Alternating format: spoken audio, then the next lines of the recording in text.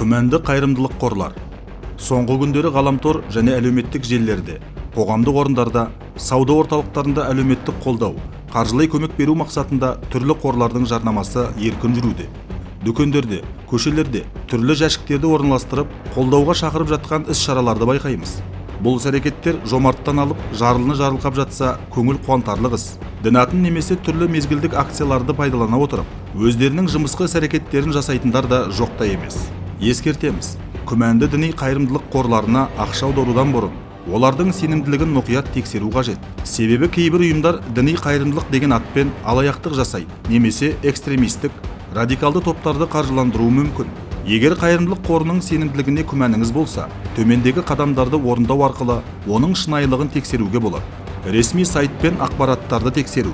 Қордың ресми сайты бар ма? Ол жерде ұйым туралы толық ақпарат, мекен-жайы, байланыс нөмірлері көрсетілген бе?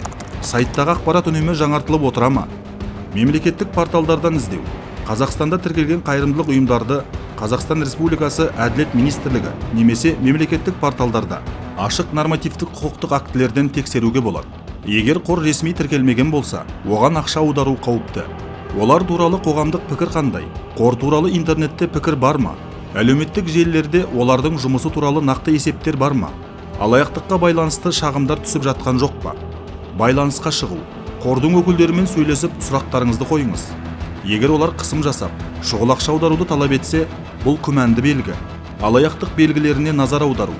Белгісіз телефон нөмірлеріне немесе әлеуметтік желі арқылы ақша сұрау. Төлемді тек қолма-қол немесе жеке шотқа аударуды талап ету. Жалған құжаттар мен жалған есептер көрсету.